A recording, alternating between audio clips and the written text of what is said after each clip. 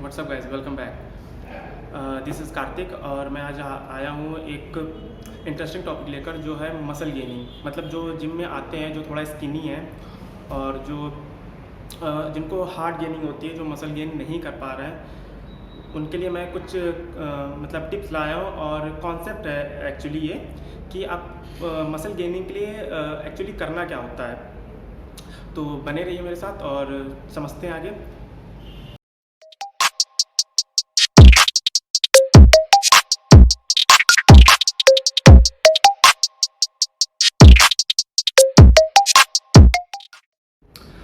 बात कर रहे हैं हम मसल गेनिंग के लिए, यानी हाइपरट्रॉफी। अगर आप मसल गेनिंग का मतलब ही होता है हाइपरट्रॉफी। अगर आप हाइपरट्रॉफी में जाना चाहते हैं तो मैं देखिए वेट गेन की बात नहीं कर रहा हूँ, मैं बेसिकली बात कर रहा हूँ मसल गेनिंग की। दोनों डिफरेंट चीज़ें, वेट गेन और मसल गेन। तो मैं बात यहाँ कर रहा हूँ मसल गेन की। तो जो हाइपरट्रॉफी होती है, मसल गेन होता है, वो हमारा पहला आता है हमारा इसमें एक्सरसाइज। मतलब कॉन्सेप्ट ही है ये बॉडी का कि जब मसल हमारी तब ग्रोथ होती है जब उस पर हम लोड डालते हैं, यानी रेजिस्टेंस ट्रेनिंग करते हैं, स्ट्रेंथ ट्रेनिंग करते हैं। तो जब रेजिस्टेंस ट्रेनिंग या स्ट्रेंथ ट्रेनिंग जब करते हैं तो बॉडी में मसल हमारी टूटती है, डैमेज होती है। तो डैमेज होने के बाद फिर वो रिकवरी में जाती है। जब वो रिकवर होती है, यानी रिकवर होने के लिए बॉडी में इनफ प्रोटीन यानी इनफ न्यूट्रिएंट चाहिए उस बॉडी को, उस मसल को ग्रोथ होने के लिए। ठीक, तो पहले नेक्स्ट टाइम के लिए तैयार हो रही होती है कि अब बॉडी पे लोड आना है। बॉडी को कोई मतलब नहीं होता कि आपकी मसल ग्रोथ से, वो मसल इसीलिए ग्रोथ कर रही होती है क्योंकि आप उससे काम ले रहे हैं, उस मसल को तोड़ रहे हैं। तो बॉडी नेक्स्ट टाइम के लिए प्रिपेयर हो रही होती है कि हाँ, उसको अब नेक्स्ट टाइम वेट उठाना है तो मसल को हमें ग्रोथ करना पड़ेगा, क्योंकि मसल ग्रोथ होती है तो स्ट्रेंथ आती है। मतलब दोनों इंटरकनेक्टेड है चीज़ें। अब हम यहाँ एक्सरसाइज तो चालू कर देते हैं। अब बॉडी बिल्कुल अपने आप को बिल्कुल सस्टेन रखती है कि जब तक जितना आप वेट डाल रहे होते हैं या जितना आप लोड डाल, जितनी रेजिस्टेंस ट्रेनिंग कर रहे होते हैं जितने वेट पर, उतनी ही बॉडी ग्रोथ होती है। रियलिस्टिक गोल पे चलते हैं। ऐसा नहीं है कि आप बहुत ज़्यादा वेट उठाने लगेंगे एकदम से और एकदम से आपकी बॉडी शूट हो जाएगी, ऐसा नहीं होगा। लिमिटेशंस होती है बॉडी की खुद की भी कि कितनी बढ़ेगी, कितनी डाइट चल रही है, कैसा। तो बात करते हैं कि जब हम बॉडी पर लोड डालते हैं तो बढ़ती है। अब इसमें क्या है, सेम वेट पे आप अगर ट्रेनिंग करते रहते हैं परमानेंट, तो जितनी आपकी बॉडी ग्रोथ होनी थी उतनी ग्रोथ हो जाएगी उस वेट पे। उसके बाद क्या, अब बॉडी में और मसल गेन करने के लिए उसके थोड़ा सा और वेट बढ़ाना पड़ेगा। यानी यहाँ कॉन्सेप्ट आता है प्रोग्रेसिव ओवरलोड का, यानी धीरे धीरे एक टाइम के बाद आपको वेट बढ़ाना पड़ेगा, यानी लोड बढ़ाना पड़ेगा, इंटेंसिटी बढ़ानी पड़ेगी, वेरिएशन चेंज करना पड़ेगा। मतलब कि बॉडी में जैसे कि आप सपोज़ एक 50 केजी से आप बेंच प्रेस कर रहे हैं, 100 केजी से बेंच प्रेस कर रहे हैं, रैंडम नंबर, तो उस वेट पे आपकी जितनी बॉडी बढ़नी थी, जितना मसल गेन होना था, या मसल मैच्योरिटी की बात नहीं कर रहा हूँ, या मैं मसल गेनिंग की बात कर रहा हूँ। मसल मैच्योरिटी अलग चीज़ है, वो बहुत टाइम देना पड़ता है उसको। या मसल जब गेन 50 केजी पे 100 केजी वेट उठाते उठाते बेंच प्रेस करते, चेस्ट की मसल आपकी बढ़ चुकी है, उतनी ही बढ़ेगी जितना। उसके बाद आपको वेरिएशन क्या चेंज करना है, कभी आप ड्रॉप सेट से कर सकते हैं, कभी उस पर वेट हैवी और लगा सकते हैं, ट्राई कर सकते हैं। क्योंकि जब और हैवी वेट लगाने की ट्राई करते हैं, अब ट्राई करने का मतलब यहाँ पर ये नहीं आता है कि आप 100 केजी से लगाते तो और नेक्स्ट टाइम आप सीधे स्विच कर गए 150 केजी पे। ऐसा नहीं, बॉडी कभी ऐसे काम नहीं करती, धीरे धीरे बढ़ाना पड़ेगा। 105, 110 ऐसे ऐसे धीरे धीरे धीरे इंक्रीज करने पड़ेगा। इट टेक्स टाइम लेगा, महीनों की मेहनत होती है, सालों की मेहनत होती है मसल गेनिंग करने के लिए एक अच्छे। तो वहाँ पर ये बात आ जाती है कि कितना प्रोग्रेसिव ओवरलोड करना है, वो आपके स्ट्रेंथ के अकॉर्डिंग आप डिसाइड करें। आपके जिम में ट्रेनर होंगे, उनसे कंसल्ट करें। तो ये चीज़ों को आप पहले तो आप प्रोग्रेसिव ओवरलोड से आप इंटेंसिटी बढ़ा सकते हैं अपने उसके लिए, मसल गेनिंग के लिए। ड्रॉप सेट कर सकते हैं, सुपर सेट कर सकते हैं, हाई टू लो वेट कर सकते हैं, डायरेक्टली हाई रेपिटेशन कर सकते हैं लाइट वेट पे मसल को शॉक देने के लिए। तो इन सब चीज़ों से आप कर सकते हैं। अब बात आती है यहाँ पर कि ये तो आपकी हो गई एक्सरसाइज की। हाँ, हो सकता है आपको शुरुआत में एक्सरसाइज ना आती हो, आप बिगिनर हो, तो आप मेरी बिगनिंग की बिगनिंग का मेरा बिगनर्स गाइड मैंने वीडियो बना के रखी है, उसको आप जाइए और उसको देखिए कि अगर आप बिगनर है तो आपको वर्कआउट जिम में कैसे स्टार्ट करना है, वो आप चेक कर सकते हैं। अगर आप बिगनर है तो आप वो देख सकते हैं। अब बात आती है यहाँ पर कि डाइट की। आपको एक्सरसाइज भी आनी चाहिए, बिल्कुल। आप अच्छे से एक्सरसाइज नहीं करेंगे सही फॉर्म में, सही वेरिएशन, सही वेट से, तो आपकी ग्रोथ नहीं होगी, एक सर्टेन टाइम पर रुकी जाएगी। कुछ ना कुछ आपको मतलब सारी चीज़ करेक्ट करनी पड़ेगी।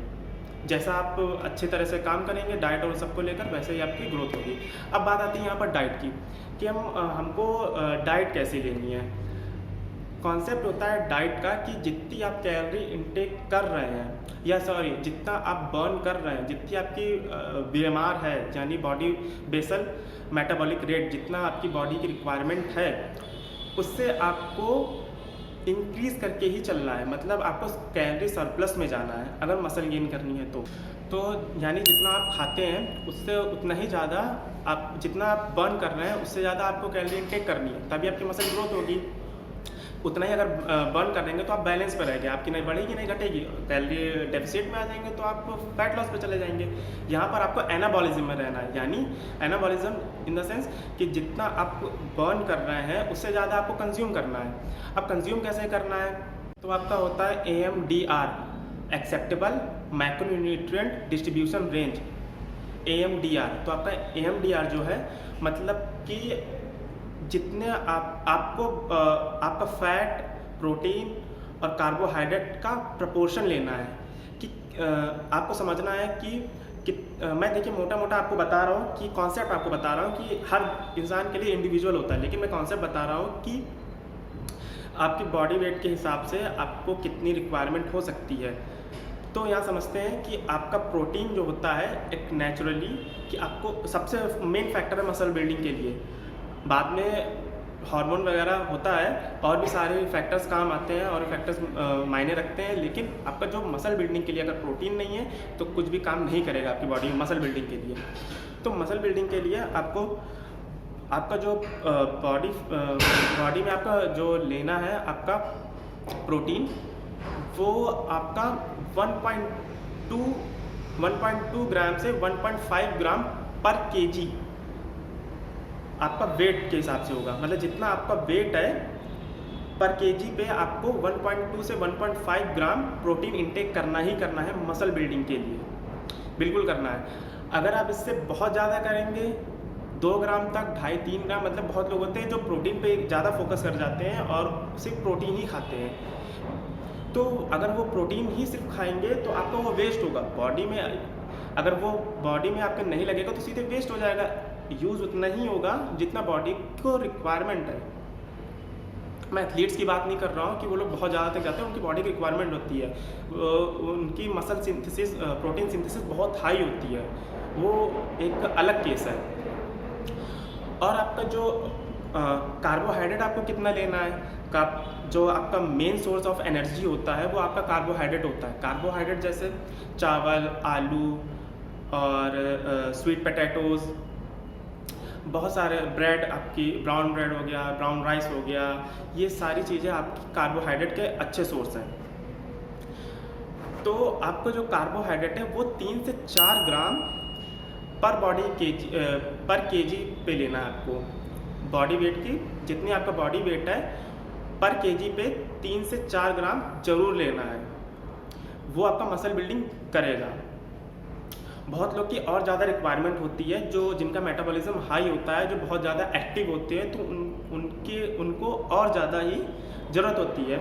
लेकिन ये आपका स्टैंडर्ड है। स्टैंडर्ड क्या, ये इतने पे अगर आप रहते हैं तो भी आपके मसल बिल्डिंग अच्छे से होगी, आप लॉस पे नहीं जाएंगे। लेकिन ध्यान रखना है अपने मैक्रोज का। अब बात आती है यहाँ पर फैट की। फैट आपको लेना है, आपका जितना बॉडी वेट है उतना ही ग्राम आपको फैट कंज्यूम करना है पूरे 24 घंटे में। मतलब ये सारे जो मैं बता रहा हूँ ये आपके 1 डे की डाइट की मैं बात कर रहा हूँ कि आपके एक दिन में कितनी ज़रूरत है प्रोटीन, कार्ब और फैट की। तो फैट आपका 1 से 1.2 ग्राम आप ले सकते हैं बिल्कुल अच्छे से, कोई दिक्कत नहीं होगी। हेल्दी फैट्स लेने हैं। फैट्स का मतलब यहाँ पर है, मैं डर्टी फैट्स की बात नहीं कर रहा हूँ कि आप पकौड़े खाएं, आप फ्राइड फूड्स हो गए, या फिर बहुत सारे जो गंदे फैट्स होते हैं उनकी बात नहीं मैं कर रहा हूँ। आपको अच्छे हेल्दी फूड्स खाने हैं, आपको जंक नहीं खाना है। जैसे कि आप नूडल्स खा रहे हैं उसमें गंदा फैट मिलेगा, आप बाहर के चाउमीन, नूडल्स, इस टाइप के जो चिली पटैटोज़, इन सब में गंदा फैट होता है। इन फैट की बात नहीं कर रहा हूँ।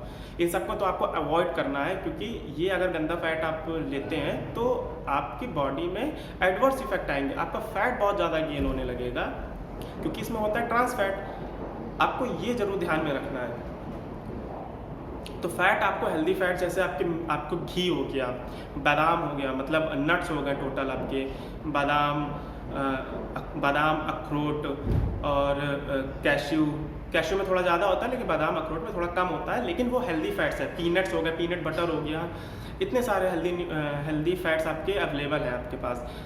सबसे अच्छा तो घी, बादाम और आपका पीनट बटर, जो बहुत कॉमन है और घर घर में मिल जाता है आपके। नहीं पीनट बटर आप ख़रीदते हैं बाहर का मत खरीदे, घर पे भी बना सकते हैं, या फिर आप भुनी हुई मूंगफली को भी अपने डाइट में इंक्लूड कर सकते हैं हेल्दी फैट्स के लिए। ठीक है, तो इतने मैक्रोस को आपको सेट करना है मसल बिल्डिंग के लिए। एक्सरसाइज तो आपको बहुत अच्छे से करनी है, बिल्कुल अच्छे से करनी है, बिल्कुल हाई इंटेंसिटी से करनी है, जो आपकी अच्छे फॉर्म में, अच्छी रिक्वायरमेंट में, और जो आपकी बॉडी को हिट करे।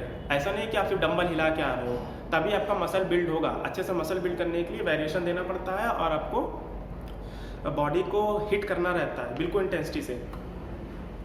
ये सारी चीज़ें, और बहुत सारी चीज़ें कि आपको वाटर इनटेक बहुत अच्छे से करना है। क्यों? क्योंकि वाटर इनटेक अगर आप अच्छे से नहीं लेते हैं, तो वाटर इनटेक अच्छे से नहीं लेंगे तो आपका क्या होगा कि ब्लड का जो फ्लो होगा वो आपका कम होगा। आप मसल पंप करते हैं जब आप एक्सरसाइज कर रहे हैं बहुत अच्छे से, तो बॉडी में फ्लूइड का होना बहुत ज़रूरी है, ताकि पानी कम हो जाएगा तो बॉडी का ब्लड सर्कुलेशन हैम्पर हो जाएगा, तो आपके मसल तक ब्लड अच्छे से पहुंचेगा नहीं।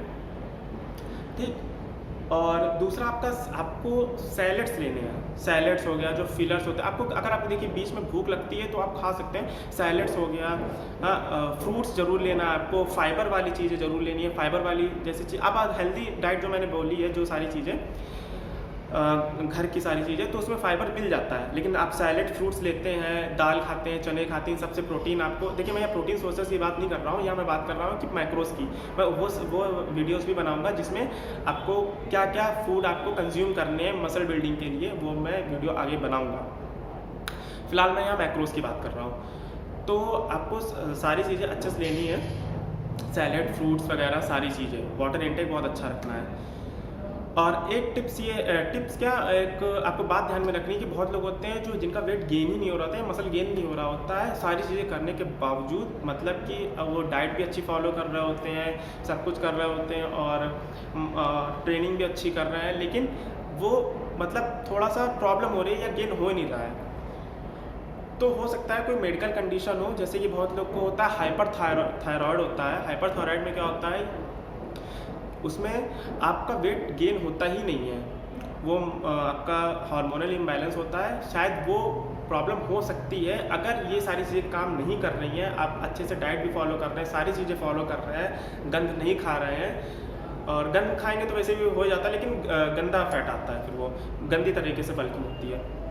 गंद नहीं खा रहे हैं तो हो सकता है ये आपको दिक्कत हो।